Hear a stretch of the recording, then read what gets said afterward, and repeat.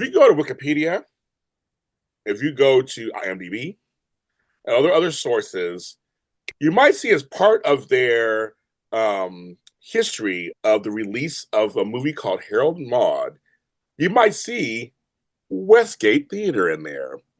That's very true. And I had just ironically, I had someone reach out to me who has a book on the Westgate theater story, plus Harold and Maude. So I thought I love stuff like this. There's no coincidence, right? The movie Harold and Maude came out in 1971, and it wasn't a hit. And for older viewers, such as myself, there are a lot of jokes about age difference relationships. They say you're in your Harold and Maude phase. There's always a saying about that. For you guys who are younger, Harold and Maude is about a movie between an 80-year-old and a 20-year-old. Yes, it was really true. Ruth Gordon and Bud Cort. Nominated for Golden Globes, the lead actor and actress, for their performance. But it was a theater in a town known for Prince. Also had a theater that has a connection to this movie. You're like, what? Huh? What? We're going to talk about it. He wrote this book. It's called Held Over. Harold and Maude at the Westgate Theater. You'll find out why he said held over. It's all reason for that too. But my author, he is an author. My author is a filmmaker, a podcast. I am your author, James. You am my author. That's right. Let's say it. I love to say it like that. I should cut off your arm next. I love that. But he's written other books. It's not his first book at all. It's not his first time at the rodeo. But we're going to talk about this particular book, Held Over, Harold and Maude at the Westgate Theater. John Gaspard. John, how are you? It's great to see you. Good to see you too. So Harold and Maude, I saw the movie as an adult. I didn't see it as a kid. I saw it as an adult later. My mom said she went to the theater to see it when it came out. One of the few who did. And saw it. And it was a trip. She said it was a total trip. When I finally saw it, I was like, oh, because there's a whole thing about the young guy kind of giving up on life. You know, he's all about suicide, like saying his life. And this old woman kind of rediscovering life. It's a great metaphor thing. So the movie itself is kind of strange and stands out on its own. But to hear as a story that there was a theater that played it over and over and over and over and over and over and over again. And it didn't become a cult classic later, folks. I think it made its first profit like in the 80s or something. It totally took a while to get there. To ask you, first of all, congratulations on the book. Congratulations. Thank you. It's like doing this. This is the book of my life. This is the book I've waited my 67 years to write. Okay. And how's that? And Complete that. I'll correct one thing, James. It didn't become a cult film after it was at the Westgate. It became a cult film because it had been at the Westgate for 2 years. Yes. That's why people started to take notice in other cities where other theaters would go, well, wait a second, this one movie is played at the same movie theater twice a night, 3 times on Sunday for over 2 years. What is it about this movie? Minneapolis isn't a huge city. How could they possibly have enough people to see this movie twice a night and 3 times on Sunday for 2 years? And the answer was people came back again and again and again. That's how they did it. You don't understand. This is before no social media, no internet. This is when I grew up. We're a Rocky Horror family. So we used to do Rocky Horror all the time, late on Saturday nights, at midnight, had my bread ready, the whole thing. But it was the same people. That's the whole point. It wasn't about new people coming every single week, like tons. That's why I can relate to this. It's like it was the same folks who just saw. I mean, you saw the movie, all right? It doesn't matter. You see, it's an experience, right? You're seeing that at this theater. You're all together. It's like community, wasn't it? It was, and people wanted to bring their friends and share it with them. Because it was a communal feeling that you got from seeing it. It worked far better with a large crowd because there was so much humor in it that really buoyed it along. And it stood out because it was unique. It had an interesting story, like you say, a young man who is fascinated by suicide meets an older woman who is fascinated with life. And it had a great soundtrack. Yes. And it just touched people on an emotional level that a lot of times movies don't. But this one did, and that's why it stayed for show after show after show. The difference with Rocky Horror is Rocky Horror came just a little tiny bit later. Rocky Horror would play on weekend Friday and Saturday night at midnight, and the audience, as you demonstrated, interacted with the movie. There were shadow casts that eventually developed, and it had that sort of reputation. Harold and Maude was not like that. People did not sing along with the music. They did not uh, say any of the lines in stereo with people on screen. Although when it started to run in New York, a couple years later, they actually printed ads in the New York Times that said, "Audience members, please stop talking along with Harold and Maude. You stop saying the lines as they happen." So that happened a little bit in New York, but it wasn't a feature for Harold and Maude. Harold and Maude was something you either went to because it was a feel-good comfort movie, or because you wanted to share it with somebody and see if they were your people or not. Because if they didn't like Harold and Maude, they probably weren't going to be your people. Well, my point, kind of though, just in general, was that there are films. This is before VHS, and I'm saying this before a lot of stuff. Yeah. A lot of films that people just fell in love with, and they grew as in cult status at some point. Usually through theater, usually through a Yep. theater. Yep. And I think that shows the power of a community and a theater, Yep. and it's theater. That's what I kind of want to bring up. Yeah, it's true because there was no VHS, there was no streaming.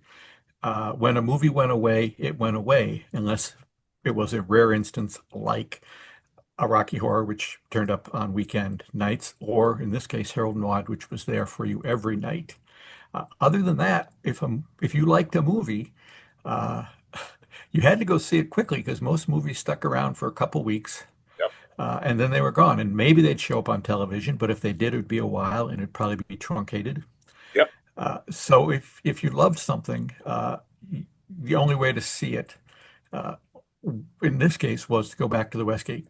It's the only place that was showing it. But it was not unlike retrospective theaters started popping up around the late 60s and early 70s, where people could go see the old movies that they loved that didn't turn up on TV enough, like Casablanca or Wizard of Oz or Key Largo or any of the foreign films. That was an avenue where you could see something again, but you couldn't see it night after night. And that's what made Harold and Maude unique. Yes, we're going to talk about that. We're going to talk about that a little later because that is a uniqueness to this. But there's so many things unique about the story. So let's start first, like you do in the book. You have the Westgate. So let's talk about Minneapolis. So I have a connection because my grandmother's from Minneapolis, Okay. and I've been to Minneapolis, and it's the Midwest of sorts, but it's also the North. Hmm. It's way up there, and I've been there in the winter and the summer. Okay. Winter, I wanted to cry, but I was afraid I would be frozen. It gets really cold. And you're right, there's Minneapolis and there's St. Paul, folks. It's like these two, they're kind of connected. It's a beautiful city in Hmm. terms of many ways, and it isn't heavily populated, but there's people there. There's a Hmm. nice little population there, especially for the Midwest. It's a nice population there. So, how is the Westgate Theater doing at this point before your Harold Mall even got into the ether? Well, I'll go back in time. The theater itself was built in 1935 by a sort of a mad genius named Carl Fust. Carl was a violinist for the Minneapolis Orchestra, found that he couldn't make his living doing that. So he went into the insurance business and did quite well and decided, hey, I love movies. I love live events. I'm going to create this beautiful little theater right on the edge of Minneapolis in a neighborhood called Morningside. And it's going to be a showpiece. And I'm going to first run movies there, and I'm going to have orchestras play and have live events on stage because the stage is big enough for that. I'm going to have a candy store attached to it that you can get to from either in the theater or outside the theater. And I'm going to have a special party room attached as well with a catering kitchen in the basement. So you can have a big party there, rent out the whole theater, see a live show, see a movie, whatever you want to do. That was his vision. And it was a little revolutionary because it was 1935. They were in the middle of the Depression. However, people went to the movies. Even if they were poor, they still found a quarter to go to the movies once a week. And they would walk to their neighborhood theater and they would see a double feature plus a short plus a newsreel plus maybe something else. And so he knew there was an audience there, that neighborhood theaters were thriving. Even though there was another theater 6 blocks away, it didn't matter. Neighborhood theaters were thriving. And so he launched this beautiful little jewel box of a theater. And then he promptly died about a year later, unfortunately and tragically. And there was no visionary around to, keep the thing going at that same. So a competitor bought the theater, and it became just another neighborhood theater and sort of chugged along for 40 years. They tried different things. They tried calling it an art house. They eventually got rid of the party room. They eventually got rid of the candy store and just confined it to just a little theater with a lobby. And by the end of the 60s, it was because of television taking over, people weren't going to the movies as much. It was struggling. Then they put a movie in there called The 12 Chairs, which was the Mel Brooks's second movie. First was The Producers, for which he got a lot of acclaim. The second was The 12 Chairs, and for some reason it just stuck. It stuck for 12 weeks at the Westgate after not having done particularly well anywhere else. And that was an anomaly. Hadn't happened at the Westgate ever. They'd had one movie in the 50s that ran for 5 weeks, but 12 weeks was unheard of. So they replaced that with a movie called Where's Papa, which is directed by Carl Reiner, who happened to be good friends of Mel Brooks. So they each had movies there. And Where's Papa ran for 36 weeks. And Where's Papa was, for its time, a very dark, very profane movie about a guy who wanted to kill his senile mother because she was getting in the way of his dating. It also starred Ruth Gordon. Ran for 36 weeks and was a hit. So now this takes us up to the beginning of 1972. The Westgate has a reputation as being sort of a nursing home for comedies that didn't do well elsewhere.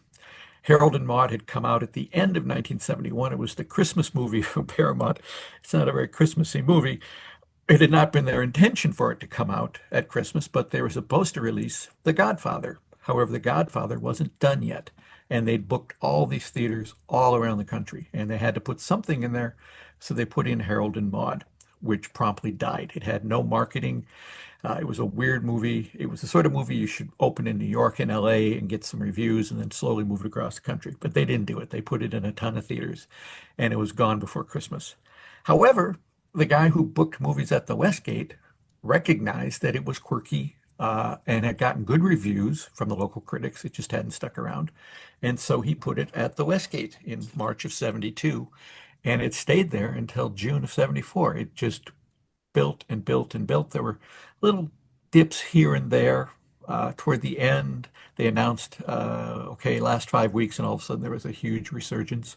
But eventually they pulled the plug just because it wasn't making as much money as it used to. So it's the perfect little theater with the perfect little movie at the right time. And that movie kept the theater going, right? It kept it financially sound, right? It was absolutely that. In fact, neighbors would call because remember, it's a neighborhood theater, and they were used to being able to just walk over to the theater every week and see a different movie. They couldn't do that for over 2 years. They were very upset. They would call and say, "Would you change the movie?" And the response was, the management company's not going to change the movie until it stops making money. It's doing very, very well. I mean, it would sell out on weekends. It was doing really, really well, particularly for this little theater in the corner of a first-ring suburb that otherwise probably would have closed earlier than it did. It made it for another 2.5 years after Harold and Maude left, and then they finally closed it because they just never were able to achieve that success again. Were there protests for a while to get them to change the movie? Well, there were, like I say, occasional phone calls, but on the occasion of the second year anniversary in March of 1974, celebrating the fact that the movie had run continuously for 2 years, the two stars of the movie, Ruth Gordon and Bud Cort, came to town in a very well publicized event, and they hit all the different media locations the day before and the day of the screening. And then they showed up at the theater and there were press there and the TV people were shooting stuff. And one of the neighbor ladies, a woman named Betty Owen, who really wanted a different movie at the theater, she'd never seen Harold and Maude, didn't like the sound of it. She and some other women in the neighborhood got together and made very nice looking protest signs. And about 30 of them stood in front of the theater with their kids holding up the signs that said, "We want variety, Harold and Maude must go, please change the movie." And it provided a really good photo op, which is what she knew. It provided a really good image that not only turned up in the paper the next day, but is probably the image that if anyone listening goes to Google and just types in Harold and Maude protest, that's the picture that's going to show up. And that happened because Betty Owen, with her tongue firmly planted in her cheek, put together this protest. I mean, keep in mind, this is 1974. The 60s had had a lot of protests. So the concept of a protest was still fresh in her mind. And she knew she would get the attention she wanted if they staged this. And she was right. Not only did they get the attention then, but they're still getting it today. So, from the research that you were doing on this, are there any conclusions you come to as to why it was successfully hit this particular area of the world? Well, these are just suppositions. There's no way to prove this. But like I said, the theater had developed a reputation as a place for quirky comedy to sort of camp in and live. And so audiences trusted that if it was at the Westgate, it was probably going to be interesting. I think the key thing that kicked it off and made it a success right away, because it was, I mean, it opened on a Wednesday night and nearly sold out and did the same thing the next night, was because in addition to showing Harold and Maude twice a night forever, they also showed a little short called Deduva. And Deduva had been made, I think, in 1968 or 69. It was maybe a 15-minute parody of Ingmar Bergman films. It was black and white. It was in a fake Swedish dialect, which was actually English. It just had a Swedish sound to it. It was a very funny parody that was just a great little movie. It was nominated for an Academy Award for Best Live Action Short. And it was attached to Harold and Maude to the degree that people kind of, at least around here, think of them as being together. And the reason there was such a huge crowd that first night was 2 days before, on Monday, a local columnist named Will Jones wrote a very impassioned column in his paper saying, last year I saw a short called Deduva. It was hysterical. I've been begging the theater management in the city to bring it back so I could see it again. As it turns out, you can see it. It's going to be showing at the movie called Harold and Maude starting Wednesday. But this is a very, very, very funny short. Don't miss it. And that inspired a lot of people to go. And then it mushroomed from there. They went, oh, this is, not only is the short funny, the movie is funny. And it's because it attracted crowds, the theater kept showing it. And because the theater kept showing it, it attracted crowds. Now, if it hadn't happened at the Westgate, I'm guessing it would have happened in some form somewhere else. I mean, the movie is too good to have just completely disappeared. Somewhere, somehow, over the next few years, college campuses would have picked it up. Uh, it would have built from an underground voice of, you got to see this movie, you got to see this movie. But what really gave it that boost was, here's the pedigree. It's been at the same theater for 2 years. And that's what other theaters around the country, in fact, around the world, looked at. They looked at the fact that this movie's been running for months and months and months. We should try it. And they even use that, particularly in Detroit and New York, as their advertising in the papers. What does Minneapolis know that Detroit doesn't know? This movie's been running for over a year. Come see Harold and Maude. Well, that's my point. Is that it's such a unique. That's why I'm saying I want people to read the book, because it's such a unique situation. Because there is, I mean, just think about it. Just this weird little movie about an 80-year-old and 20-year-old.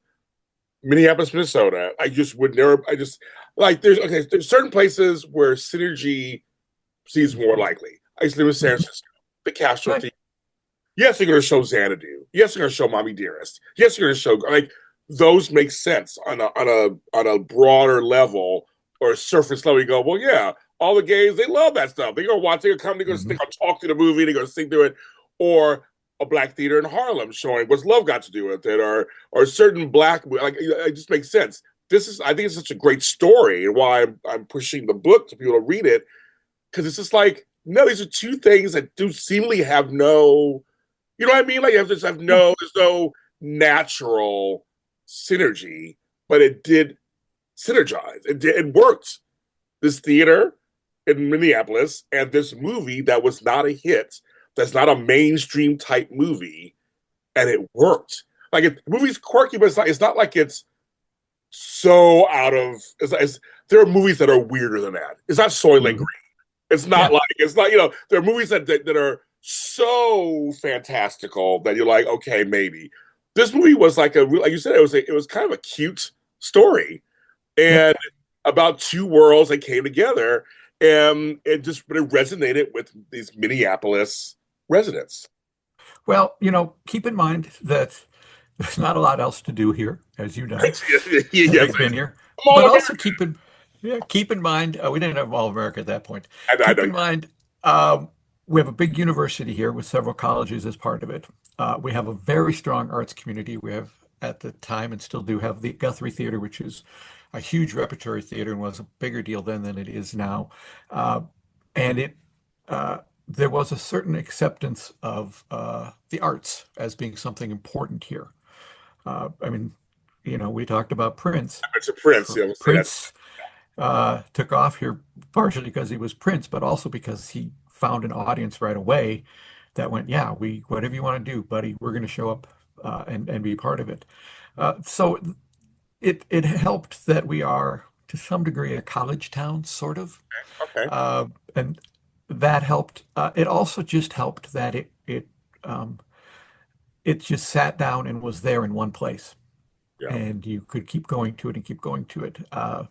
It also ran on and off in St. Paul at a theater called the Highland Theater, but that never took the same.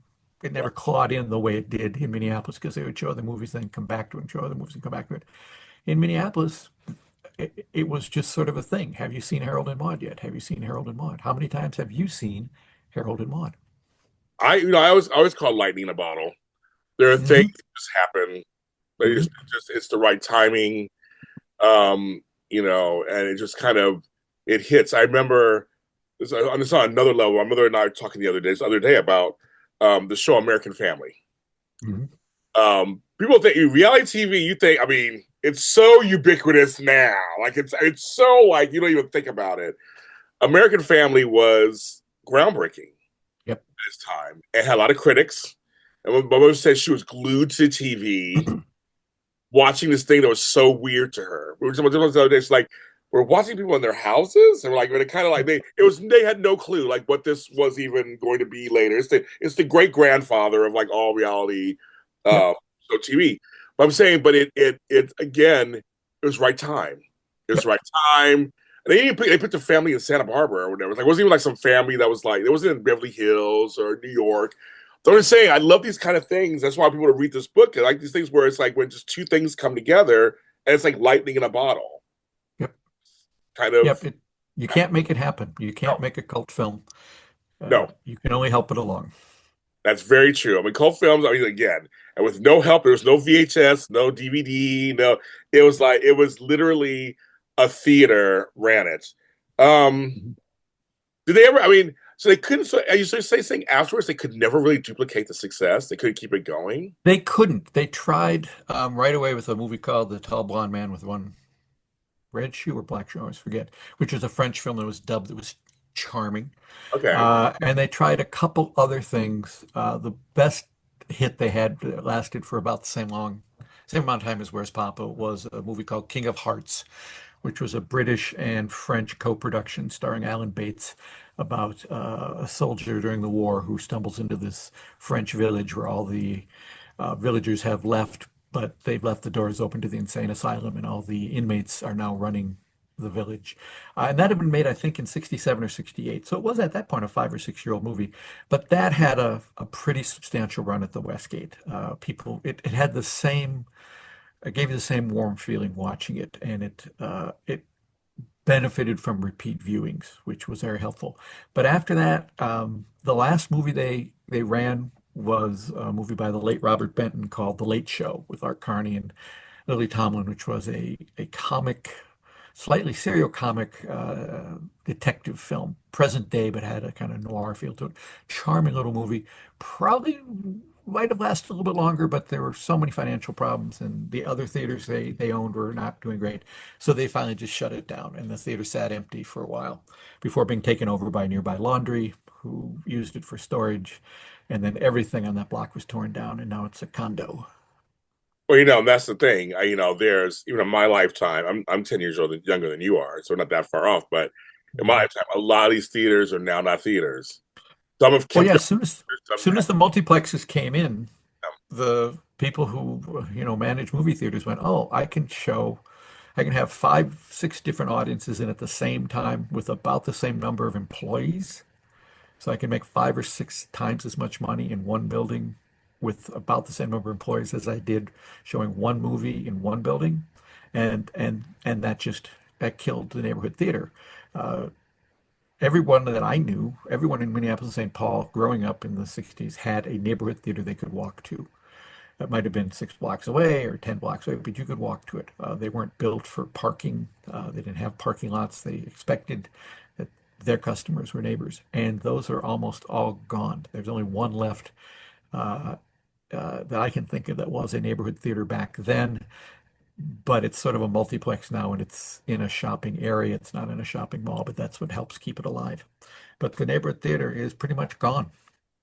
One of my neighborhood theaters was bought by Quentin Tarantino, the Beverly. Oh, It you're was very lucky then. that's my whole point. I'm saying John is correct. Almost all the other ones they're gone. One's a medical office. One Yep. has a part of the facade. The restaurant's gone, and it's something else. We have one that I did grow up going to. That he had to come, famous person had to come in and buy it.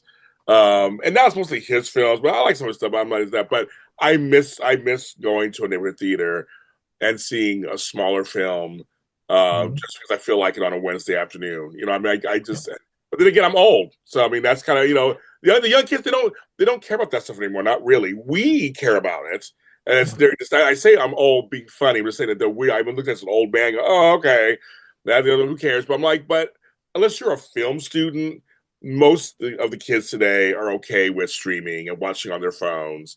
Yep. Where and now multiplexes are hurting too now Mhm.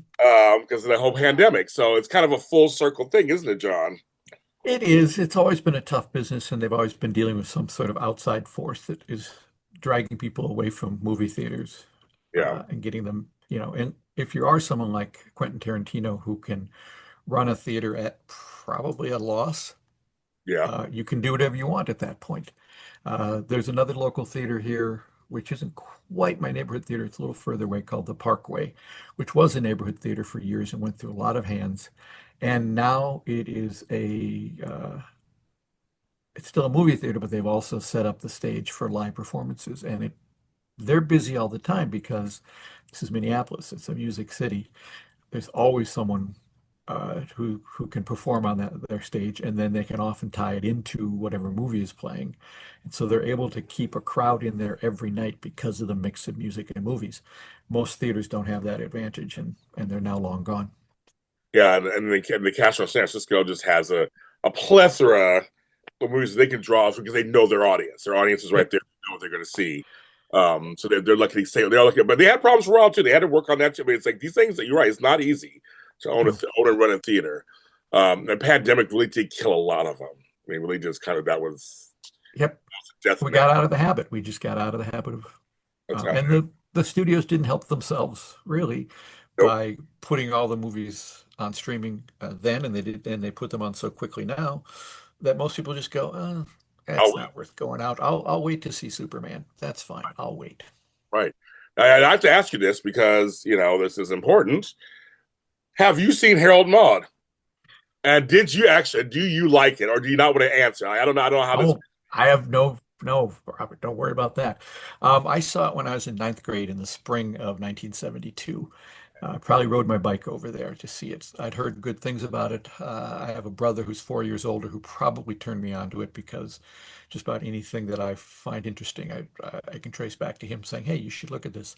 Went and saw it on a Saturday night, sold out crowd, and came back the next afternoon on Sunday to see it again because I had missed so much of it the first time around. And so I saw it many times during that 2 year run, to the point that a friend of mine's father, who was a writer for the local newspaper when he realized that he was going to be interviewing Bud Cort for the second year anniversary when Bud and Ruth came to town, said, John, I'm going to be having dinner with Bud Cort. I know you're a fan of the film. Do you want to come along? And 15-year-old me said, yes, sir, Irv, I'd love to do that. And sat quietly at the table as Irv and Bud talked about the movie business and about plays and all kinds of stuff like that. And I also followed them around with my Super 8 camera, shooting footage of Ruth and Bud as they did their different TV and press appearances throughout the day. And then luckily was able to film them when they stepped on stage at the Westgate that night, celebrating the second year anniversary, and they each gave a little speech. And those speeches exist. You can find them on YouTube because I was there and shooting it. And so that moment was captured too. Yeah, this movie was not picked randomly out of a hat. What should I write a book about? This was picked because that movie had a big impact on me as a teenager. It had a huge impact on me as a filmmaker because the director, Hal Ashby, was a brilliant, brilliant filmmaker. And I learned I would say the 2 years watching Harold and Maude at the Westgate Theater was as important a film school as anything I could have gone to elsewhere, because you just learn so much watching his work. Little side note for folks out there, my godfather is Richard Dreyfuss, and he was considered for the film. Well, he's one people was considered because he was a young unknown. People that back then, there were a lot of people were considered. He was one. He didn't get it, obviously. He had a career, apparently. But yes, he was one of the ones considered for the Bud Cort part, for the Harold part. And he might have been just fine. You know, I talked to John Rubinstein, who the part was written for, Right. actor John Rubinstein. Yep. And he auditioned for it along with Bud and Bob Balaban and yeah, a bunch of those guys were all just kind of like, yeah, there's a bunch of and he has said, while he sorry he didn't get the part because it was written for him by his friend. He said Bud Cort is perfect. He's just perfect. He's enough of an open wound that that's one of the reasons that people resonate with that film is because of his openness and his pain. Yeah. Oh, he was fine. Yeah, I just want to say that with most films, a lot of times the person who gets it is not the one that was at first intended for. But there were a lot of folks up for it. I just remember people were up for it. And I saw the film. I liked it. I saw it. I thought it was quirky. I liked it. So I've seen it I saw it back in I think in the 90s. I finally saw it. But I saw it. So yeah. I want someone out there with better AI talents than I to recreate via AI a classic scene from Harold and Maude, but insert Richard Dreyfuss into it instead and see what that scene would have looked like. Very interesting, right? I mean, again, Richard's had a career, clearly. Yes. His movie, The Apprenticeship of Duddy Kravitz, was one of the ones that the Westgate ran after Harold and Maude in an attempt to, again, repeat that success. And that movie is a tragic comedy. He is very, very good in it. But it does not leave you with a particularly warm, fuzzy feeling because he is revealed to be pretty awful person. And so in that sense, it's not a very good choice to replace Harold and Maude, but it did have that level of quirkiness to it that people responded to. Yeah. Oh yeah, he's something else. He and my father were really, really, really good friends. So that's how he entered my family. My father's not even in the business.